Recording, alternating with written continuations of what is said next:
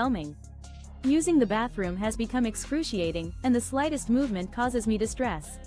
Even sitting down feels like an unbearable strain, and I've noticed that air enters my anus when I stand up.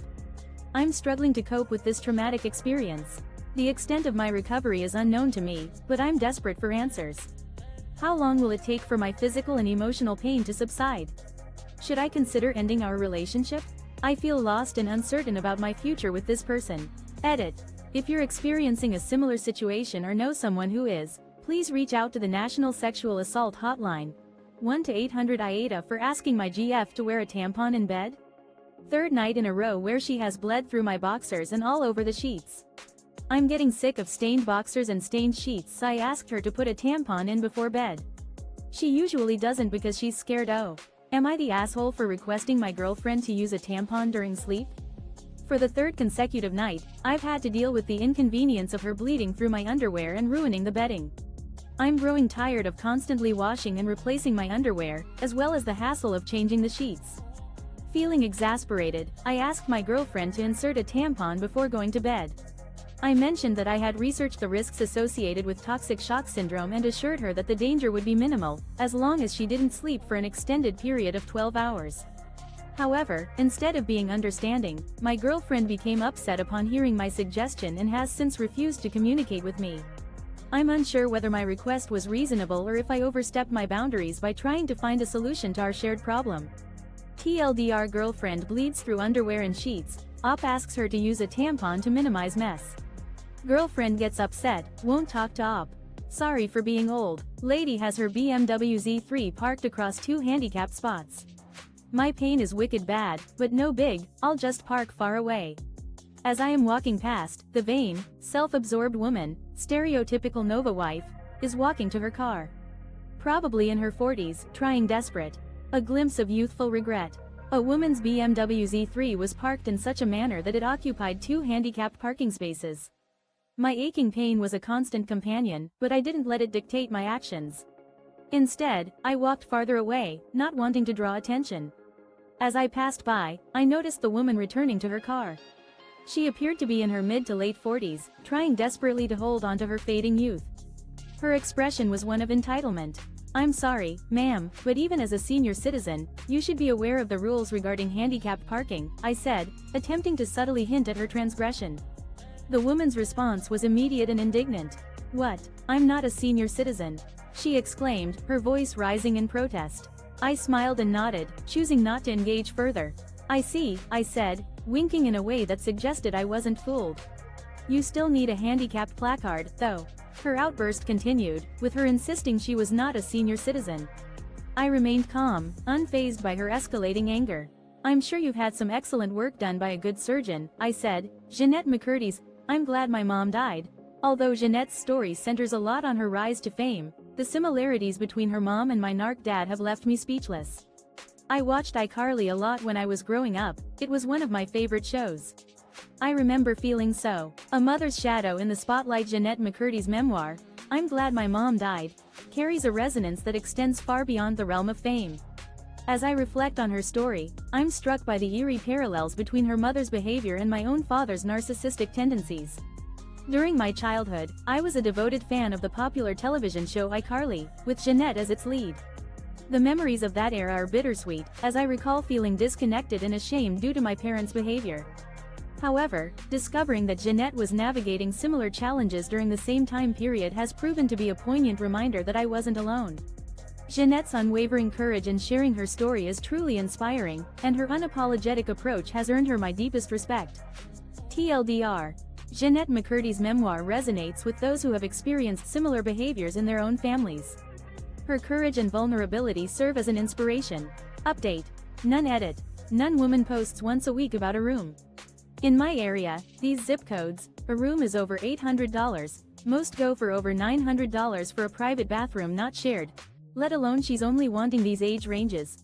Many offered her a room but are under 35, can't have any kids, even their own that ha. A local woman has been consistently posting about her housing needs on a weekly basis since November, with a very specific set of requirements. In her area, covering zip codes, a private room in a residence often comes with a hefty price tag, exceeding $800, and frequently goes for over $900 when it includes a private bathroom. However, she has an even more extensive list of demands for potential roommates. Firstly, they must fall within a narrow age range of, many individuals under 35 have offered her a room but are rejected due to age. Additionally, no children are allowed in the residence, not even their own adult children who have moved out of the family home. Furthermore, the ideal roommate must be a single female who can have no friends visiting her at the residence and must adhere to regular working and sleeping hours. Any potential option that doesn't meet these exacting standards is summarily rejected or ignored. Given her strict criteria, it's challenging to sympathize with her situation, especially considering that she's been posting her requirements once a week for months now. TLDR: a woman with extremely specific housing requirements has been posting once a week since November, but her extensive list of demands is making it difficult for others to feel sorry for her. I'm a liar, but only in one tiny, stupid regard. I say, I just woke up, all the time when I absolutely did not. This isn't spicy, but I honestly just wondered if anyone could relate. I truly pride myself in being an honest person with one exception. I find myself constant L. There's one peculiar habit of mine that I'm not particularly proud of, a habit of deception that's both trivial and inexplicable. I often claim to have just woken up, when in reality, that's far from the truth. I'm not seeking to stir up controversy or share a shocking secret, but rather, I'm simply wondering if I'm alone in this quirk. As someone who strives to be genuine and truthful, it's disconcerting to acknowledge that I engage in this behavior, especially with people I interact with regularly, such as my neighbors and coworkers. I'm not sure what drives me to say something I don't mean, but I've come to realize that it might be an attempt to alleviate the pressure of being social and appearing composed. It's almost as if this phrase serves as a coping mechanism, allowing me to sidestep awkward situations or uncomfortable interactions. More often than not, this phrase slips out of my mouth without any deliberate thought or intention. I'm left wondering why I said it, and it's a bit disorienting to confront the fact that I've been deceiving people in such a small, seemingly insignificant way. TLDR: I'm a habitual liar, but only in a very minor and inexplicable way. I work for an ice cream store.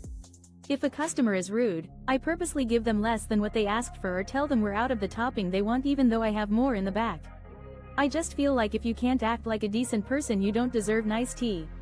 As an ice cream shop employee, I've encountered numerous customers who fail to treat me with basic respect. In response, I've taken to subtly under-delivering on their requests or claiming that we're out of their preferred topping. My reasoning stems from the notion that if someone is unwilling to treat others with kindness and courtesy, then they don't deserve to receive exceptional service. If you berate me for not hearing you clearly, I'll simply say that a specific topping is unavailable. If you bicker with me over a particular flavor of ice cream that your grandchild happens to enjoy, I'll give them just one scoop of nuts instead of two. It doesn't seem like a lot to ask for a customer to be polite. TLDR: subtle acts of revenge against rude customers in an ice cream shop. Update: a coworker once witnessed one of these situations and expressed admiration for my strategy. They suggested that I should consider doing it more often, and that I should own these interactions with confidence. They pointed out that some customers might actually appreciate a little extra assertiveness from the staff. A manager once caught wind of my approach and called me in for a chat. They expressed understanding for my feelings but cautioned against taking it too far. AITA for screaming at my mom and forbidding her from seeing my child. ETA: I'm a male. When I was 15, my sister outed me to my parents, who promptly kicked me out. I moved in with my boyfriend, now husband, and cut off all contact with them. Fast forward 10 years, I'm 25. Was I the asshole for yelling at my mother and threatening her with a restraining order when she showed up at my house? I've had a strained relationship with my family since I was 15, when my sister revealed my sexual orientation to my parents, prompting them to kick me out of the house. I've been living with my husband, whom I met later, and have since cut off all contact with them. Fast forward a decade, my husband and I have welcomed our first child through surrogacy and are overjoyed. However, this newfound happiness was shattered yesterday when my mother appeared unannounced at our doorstep, claiming she wanted to meet her grandchild. Her presence sparked a mixture of emotions within me, but my resolve to protect my family was unwavering. I firmly told her that she wasn't welcome and asked her to leave. When she refused to budge, I grew frustrated and let my anger get the better of me, shouting that she needed to leave immediately or I would involve the authorities. The tension escalated, with my mother breaking down and begging to see my daughter. I stood firm, warning her that if she ever set foot near us again, I would take drastic measures to protect my family, including obtaining a restraining order. After I didn't realize the value of money until an experience I had today at Best Buy. Today I walked into a Best Buy to take a peek at what they had in stock. Recently I've been going there a lot with the intention of buying things that I would find both useful and entertaining. My perception of value shifted at Best Buy. A trip to Best Buy today turned out to be an unexpected lesson in the true value of money. As I walked through the doors, I had the same intention as my previous visits, to browse for gadgets and entertainment devices that I could use and enjoy. However, today's visit was different. I had been eyeing some accessories for my PS5, and while browsing, I stumbled upon the new Oculus Rift. The price tag caught my attention, and I was intrigued by how affordable it seemed compared to what I remembered learning about VR headsets in the past. I found myself drawn to the device within a minute of seeing it, without knowing much about it. The employee informed me that the 64GB version wouldn't be available until Monday, but the 256GB version was in stock and priced at a higher cost. Without hesitation, I said I was fine with the more expensive version. As I approached the register to pay, another employee approached me and mentioned how he'd been saving up for a VR headset for a while. He asked questions, but I couldn't answer them as I was still learning about the device myself. This was the same employee who I'd seen multiple times before, and he'd even helped. You can't be late anymore, you are to work only your set schedule. Okay, you're the boss. So after I graduated college I went back to work at my high school job at a large auto parts chain. I have a few stories of malicious compliance from there because it was a miserable place. My tenure as a manager began the day I declared, "You can't be late anymore, you're to work only your set schedule." Okay, you're the boss. After graduating from college, I returned to my high school job at a large auto parts chain, where I had already accumulated a few stories of creative problem solving due to the miserable work environment and management. This particular tale, however, stands out. I lived about 15 minutes from the store and regularly stayed an extra hour or two past my shift to assist the manager in closing up shop. This involved tallying cash receipts, taking out the trash, prepping and staging the next day's deliveries, and sweeping the storefront. I didn't mind doing these tasks, as I received some overtime pay and earned the manager's appreciation. One morning, I arrived at the store at 9:07, right when my shift was scheduled to start at 9 a.m. I couldn't understand why the manager seemed upset, considering I had been consistently staying late to help him close the store for months. However, he seemed to take issue with it that particular day, and his reaction was over the top. He began lecturing me about following my schedule and the importance of working the hours I was assigned. Our landlord told me, "Go ahead. Call the city inspector," so I did. Edit. Wow, this blew up, thanks for the award. I just want to clarify on some stuff. 1. The other tenants received money and compensation from the landlord too. They also got their moving cost covered as well. Our landlord gave me a green light, essentially saying, "Go ahead and contact the city inspector," so I took them up on the offer. Edit. Wow, this blew up, thanks for the award. I just want to clarify on some stuff. 1. The other tenants received financial compensation and reimbursement for moving costs from the landlord as well. They also got assistance with their relocation expenses. I did not force them to become homeless, in fact, some of them expressed gratitude towards me. 2. We relocated to a new neighborhood that was just a 5-minute walk to my office, and we ended up in a single-family home. The neighborhood was incredibly welcoming and LGBTQ friendly. We enjoyed living there for a year before eventually purchasing our own home. Surprisingly, the rent was even lower.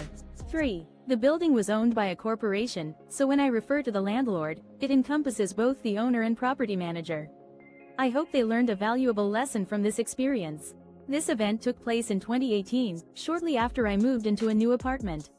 The unit was a spacious 3-bedroom first-floor apartment with a finished basement, complete with 2 bedrooms, a living room, and a kitchen on the main floor. The basement also featured a cozy bedroom with AITA. For dumping the truth on my sister?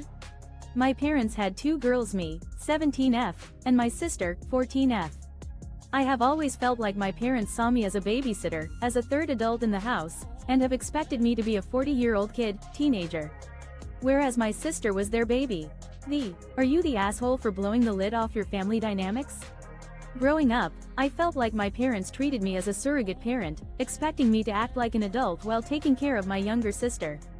My parents coddled her, giving her everything she wanted, while I was expected to be responsible and self-sufficient. My sister never had to lift a finger or worry about anything, but I was constantly shouldering the weight of taking care of her. From a young age, I remember coming home from school and being tasked with feeding, watching, and playing with my sister. My parents would often leave her in my care while they went out or ran errands. I was expected to put her needs before my own, while she got to enjoy all the perks of being the baby of the family. We'd go on outings as a family, but she'd get her way, while I was told to be more mature and not make a fuss.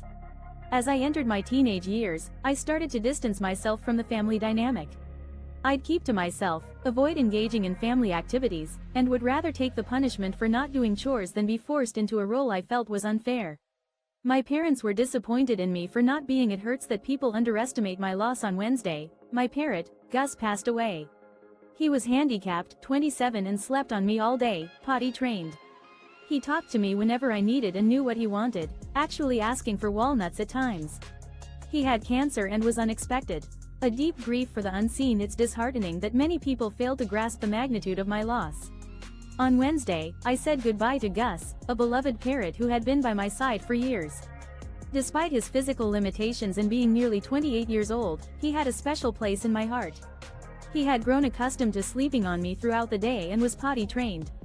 Gus was more than just a pet, he was my loyal companion and voice of reason. He'd communicate with me, even going so far as to ask for specific treats, like walnuts. Unfortunately, Gus was diagnosed with cancer, and I was left with no choice but to make the difficult decision to end his life after a sleepless night of caring for him. My years with Gus had been a significant source of comfort and solace, especially during my darkest times with depression. He had also shielded me from the harm caused by toxic family members. As I navigated the weight of losing him, I couldn't help but feel that my grief was being undervalued.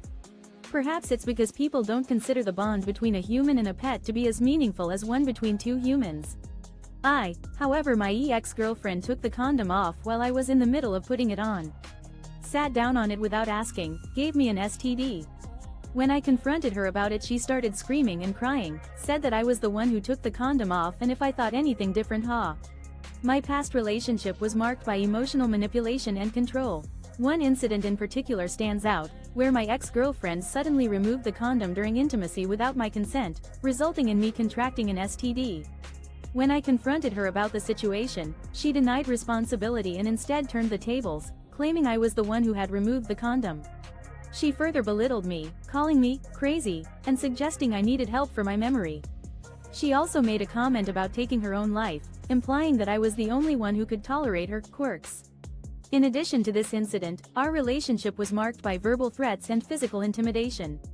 She would become aggressive if I tried to leave, and even attempted to crash the car by yanking on the steering wheel. This behavior left me feeling trapped and fearful. Unfortunately, this experience highlights that men can also be victims of abuse, gaslighting, and manipulation in heteronormative relationships. The assumption that men are always in control can lead to them being silenced or dismissed. TLDR. A man shares a personal account of being emotionally and physically abused by his ex-girlfriend, including being given an STD without consent and being threatened with violence. He emphasizes that men can also be victims of abuse. AITA for not wanting to accept my husband's affair. Child. My husband and I have been married for 7 years, happily I thought. We have 2 girls 5, 4 and 2 boys 2 and unborn. He's due any day. I lost my job back in March due to the pandemic and it's been so nice being AS. Am I the villain for refusing to embrace my husband's secret? Child? My marriage of 7 years, which I once believed was filled with happiness, now feels like a facade. My husband and I have 3 children under the age of 7, and another on the way, due any day. The past few months have been a welcome respite, as I've been able to be a full-time mother to our kids after losing my job due to the pandemic. However, my life was turned upside down when my husband revealed a shocking truth: he had been involved in an affair. The news was devastating, especially since our youngest child is on the way and will be joining a family that's about to face a significant change. The affair's aftermath has left me reeling as I struggle to comprehend the magnitude of my husband's deception. The affair's consequences have only just begun to unfold. He fathered a child about a month ago, 2 months prematurely, who is currently in intensive care. His mother, a struggling addict, is facing arrest and custody issues, and my husband has suggested that I accept this child into our family, claiming that it's a moment of weakness and that we can still be a happy family. He believes his child needs a father. No, go ahead and fight me. A martial arts expert ruined by an 11-year-old girl in the 6th grade, I bore witness to a stunning example of malicious compliance. Several grades of classes from our elementary school were called to the gymnasium for some lessons on self-defense. I was just 11 years old when I witnessed a shocking display of misplaced confidence. In the 6th grade, our elementary school brought together students from various grades for a self-defense lesson in the gymnasium. We were being taught basic techniques for defending ourselves if we found ourselves in a precarious situation. The instructor, a martial arts expert with a grandiose title that he proudly recited, seemed to be more interested in flaunting his credentials than actually teaching the lesson. Despite his claims of expertise, he struggled to convey the practicality of the techniques he was demonstrating. When we asked questions about how these methods would work in real-life situations, the instructor grew impatient and called upon a volunteer to demonstrate the technique. He chose Alice, a classmate of mine who was known for her athletic prowess in competitive swimming. However, the instructor's approach to teaching the lesson was not only ineffective but also made the situation uncomfortable.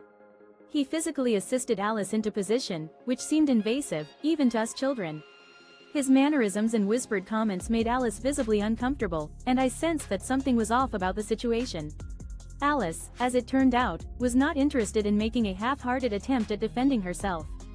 As a competitive swimmer, she possessed impressive strength and agility. TIFU by taking Ambien on a plane and teleporting. This TIFU is brought to you by an experience I had about 2 years ago that I still think about this day. Long story, bear with me. Picture this. You're me, a scrawny college kid with terrible sleeping habits and a divine hatred. I still can't believe I took Ambien on a plane and teleported to my dorm. It's hard to believe it's been 2 years since this bizarre incident still haunts me. I'll try to recount the events, but bear with me. Imagine being a college kid with poor sleep habits and an intense fear of flying. You'd think it'd be a good idea to attend a school on the East Coast, a 6-hour red-eye flight away from your home on the West Coast. My mom had a stash of Ambien that she used sparingly, and she'd often lend me a few pills before each trip. The dose was powerful enough to knock me out for at least 6 hours, which was perfect for escaping the horrors of air travel. As I'd grown accustomed to the routine, I started to feel confident. I thought, why rely on the pill when I can just fall asleep naturally? I'd try to snooze without any help, but the constant beeps and announcements would always jolt me awake. Frustrated, I'd give up after just a few minutes and take the full dose. That's when I made the critical mistake. I didn't realize that only 3 hours had passed since boarding. The effects of the AMB. You leave too early. Like a lot of the stories here, my MC was due to scheduling. I was a system administrator for a big, 3-letter telecom company in the one small, department. There were 2 admins. Me and JJ was awesome. Super intelligent, very friendly, and was GR. My scheduling conundrum. Like many of the stories I've encountered, my situation arose from a scheduling conflict. I was a system administrator at a prominent telecom company in a smaller department. Alongside my colleague Jay, we divided our shifts to provide adequate coverage during the day. I typically arrived at work around 6:30 a.m., where I reviewed system-generated reports, checked server and database health, and prepared daily reports for various managers, including my supervisor and his superior. After a 9-hour shift, including a 1-hour lunch break, I would leave around 4:30 p.m. every day. Jay, on the other hand, arrived around 10:30 a.m. and usually remained until around 7 p.m. We had developed this schedule to ensure comprehensive coverage. However, our new supervisor, T, who was appointed through nepotism, lacked knowledge of IT and proved to be an unsuitable leader. He became increasingly concerned about my consistent departure time of 4:30 p.m., which he perceived as leaving too early. T requested a meeting with me to address this issue. He expressed concern about my departure time and suggested I adopt a similar schedule to Jay's, citing that Jay stayed late after the rest of the team had left. Despite explaining to AITA for replacing room keys for $2 to avoid a $250 fee in our housing units. I live in a housing unit, dorm just outside of our college. It's not affiliated and is run by a third-party company. It's a bit average, but it's a nice place to live and is a bit cheaper than live-in. Am I the asshole for circumventing the $250 room key replacement policy in my off-campus housing unit? I reside in a moderately priced, off-campus housing unit that's not affiliated with my college. It's run by a third-party company, providing a more affordable option compared to living on campus. However, our room keys, which are essentially motel-style cards with magnetic strips, have become a significant issue. Many of these cards, aged between 3 to 6 years, are in poor condition. When you move in, you're often given used cards from previous residents, and if you're fortunate, you may only experience minor problems. Unfortunately, this isn't the case for most.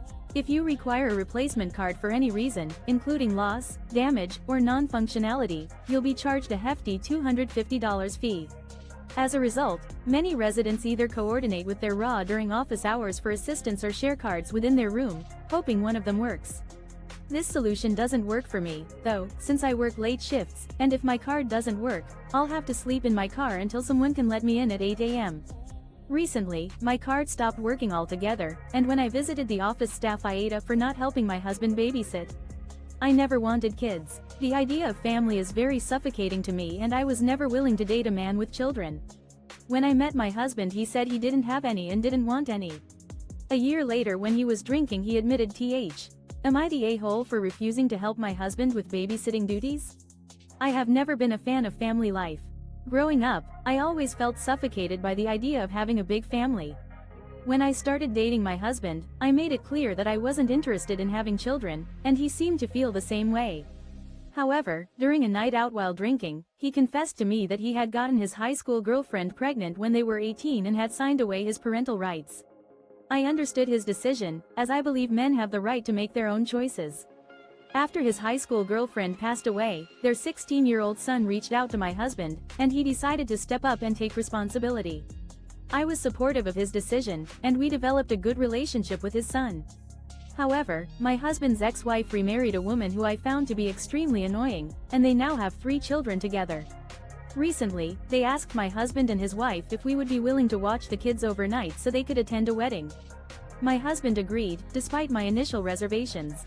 However, I made it clear to everyone involved that I do not babysit. I reminded my husband AITA for recommending the worst tattoo artist I know to a girl that was trying to copy my tattoo. This will be on a throwaway, so it's not attached to my main account. I have a lot of tattoos. My most recent tattoo is a tattoo that I designed with my husband. We got matching. Tattoo betrayal. Was I in the wrong for recommending a sketchy artist? I'll be posting from a throwaway account, so you won't be able to connect the dots to my main profile. As a self-proclaimed tattoo aficionado, I've got a collection of ink that tells a story. My most recent piece is a custom design I created with my partner, and it holds a special place in our hearts. We got matching tattoos to celebrate a milestone anniversary.